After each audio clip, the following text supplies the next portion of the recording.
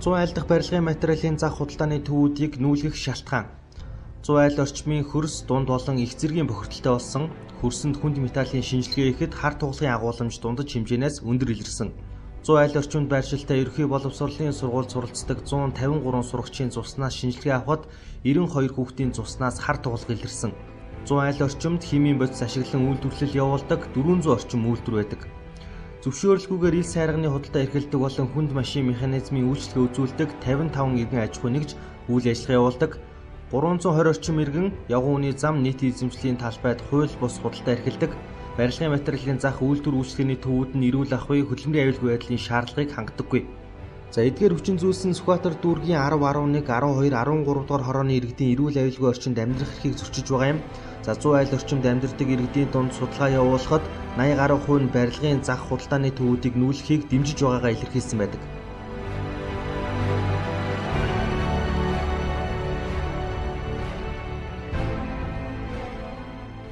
Сэргүүцлүүд байгаа, уулзж байгаа, ойлголцож байгаа. Мэдээж 100 хүн дундаас нэг 5 нь бол эсэргүүл биш. Энэ дээр мэдээж зарим ч тэгж захиргааталтай аргаар та нар шийдэлтэй байна. Бид нэр бас энд лангуундаа борлуулж хахад нөгөө хэдэн лангуун цаашаа гараад илүү давуу хэрэгтлээд шүү дээ. Гудамжинд хууль зөрчиж гараад би хуулиас ахаад дотор зараад шүү дээ. Энэ хууль зөрчиж байгаа усуд хариуцлага тооцолтой. Энд чи ерөөсөө аливаа ч хоёр талтай. Тэгэхээр энийг бид зөв шийдэж зөв талыг ашиглах зорилготой. Ер нь бид нар 100 айлаас энэ аж ахуй нэгжүүдийг нүүлгэхийн тулд тэнд үйлчлэгээ үзүүлж байгаа бүх байгууллагуудын бол эргэцэн баримтуудын эхний ээлжинд үзнэ. Дараа нь оруулж ирж байгаа одоо барилгын материалын чанар, дээрээс нь тэнд явуулж байгаа үйлдвэрлэлийн процесс, тоног төхөөрөмж, ажлын байрны дүгнэлт шаардлагыг бол мэдэмжиж байгаа. Яг ингээд судлаад аваад үзэхээр тэнд чинь том павильонууд байдаг шүү дээ, хувийн хвшлийн түрээсэлдэг. Гэтэл тэр павильон дотор үйл ажиллагаа явуулж байгаа нөхдүүд маань татвараа төлөөд байдаг. Гудамжинд нь гараад ганцхан 8-аар хийж байгаа хүмүүс маань татвараа төлдөг. Энэ шудар ус байдлаас болоод нөгөө павильон юм түрээсэлсэнд орвол гаднаа гараад 8 эцэн дээр болчиход байгаа байхгүй.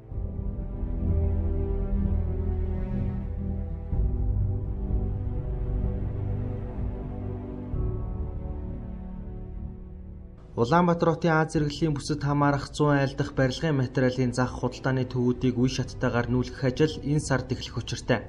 Замын төвчрөл, агаарын бохирдол, тоосчлт, хур хог, өмхий самхаа үнэргээд олон асуудал 100 айл орчимд богшсон.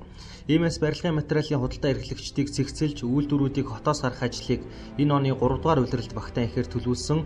За нийслэлийн иргэдийн төлөөлөгчдийн урлын дарга амар сайхан 3 сарын өмнө 100 айл дахь барилгын материалын зах худалдааны төвүүдийг хотоос гаргана гэдгийг илэрхийлсэн байдаг. Гэвч барилгын материалын захыг үе шаттайгаар хотоос гаргах ажлын төлөвлөгөөг нийслэлийн иргэдийн төлөөлөгчдийн урлаас баталалгүй хугацаа алцаар байгаа юм а.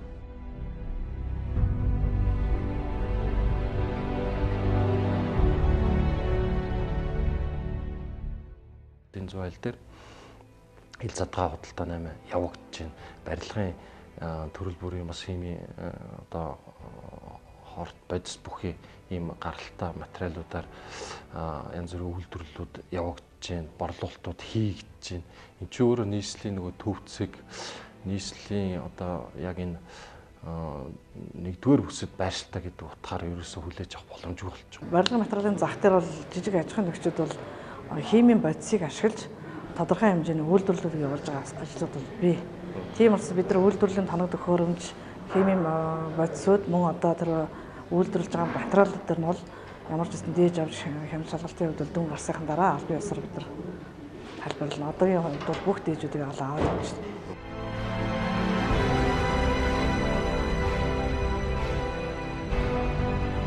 За 100 айл орчимд ил задгай барилгын материал худалдаалах явдлыг эхний ээлжин зогсоож стандартын шаардлага хангахгүй түүц дэлгүүрүүдийг хаагаар төлөвлөсөн. За үүнээс гадна химийн бодис ашиглан үйлдвэрлэл явуулдаг 400 орчим үйлдвэрийг нүүлгэн шилжүүлнэ. Тодорхойлох юм бол Налайх дүүрэгт барилгын материалын үйлдвэрлэл технологийн парк байгуулж хотын төв зэгт химийн хорт бодис ашиглан барилгын материал үйлдвэрлэж байгаа аж ахуй нэгжүүдийг нүүлгэх юм а.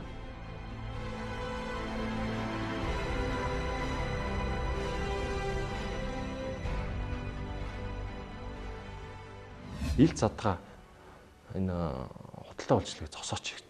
Энийг бол бид нар газар дээр бизнес эрхлэгчтэй лангуунуудтай уулзаад бол за яг бид нар хэрүү та нар бодлогоор дэмжиж бидний бас болцоог хангах хэмжээнд ажиллаад хоёр талаас ойлголцсон бол бид нар энийг зогсоё гэж.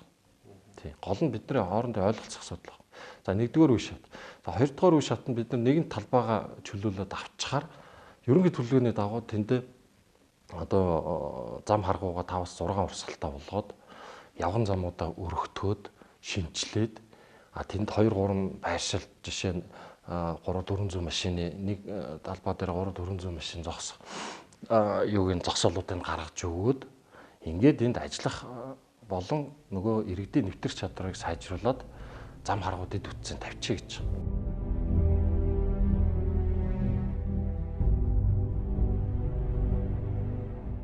Зүүн айл дахь төвийн цэвэр ус дулааны сүлжээнд холбогдоогүй шаардлага хангахгүй хуучны барилгуудыг нурааж гэр хорооллын иргэдийг дахин төлөвлөлтөнд хамруулж 8-аас 10,000 айлын орон сууц барих юм байна.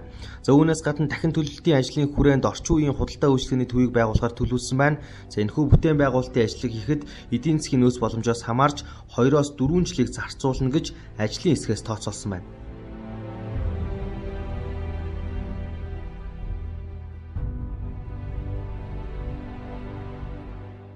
Офис орон сууцны том барилгуудыг бариад 1-2 давхарт нь худалдаа үйлчилгээгээ ёстой нөгөө стандартын дагуу барилгын материалын үйлчилгээгээ эрхлэх боломжийг олгоё гэж байгаа. Тэгэхээр энэ усуудыг бид нар төрийн оролцоо хэмлээд зохицуултыг хийчих хэрэгтэй. Боломжийг олгох хэрэгтэй. Тэгэхээр энэний дагуу бид нар яг зарчмынхын дагуу л ажиллаад энэ хавьяагаа сайхан тогтжуулаад хотын төвийн орон сууц офис худалдааны төвийн хороол болгоё гэсэн тийм л төлөвлөгөөтэй ажиллаж байгаа. Том зураг хараа. Одоо шууд нүүлгэн шилжүүлнэ гэдэг бол бараг л худлаа асуудал. Бид нэр зүгээр тэнд үйл ажиллагаа эрхэлж барилга байшин барьсан хүмүүс битгий хэл зүгээр гэр бариад амьдарч байгаа хүмүүсээ хувьчлаа тавьсан газраас нь нүүлгээд хотынхаа дахин төлөвлөлтийг хийгдэж гэсэн эцсийн байгаа шүү дээ. Тэр утгаараа бол айгүй боломжгүй асуудал учраас харин татврын бодлохоор айжухнаар ингэж явал зүгээр гэж боддог. Тэгэхээр нийтлэг эрх ашаараа бид нар энэ ажлаа хийгээд явах хэрэгтэй. Хизээ нэгэн цагт эхлэх хэрэгтэй. Тэгэхээр эхлэх цаг нь одоо л болсон баг. Маргааш биш нэг өдөр шүү дээ. Одоо хийгээд эхлүүлээд явчих, төлөвлөгөөг гаргачих. Тэгээ энийг нэг 4-5 жилд хийгээд дуусгачих л гэж.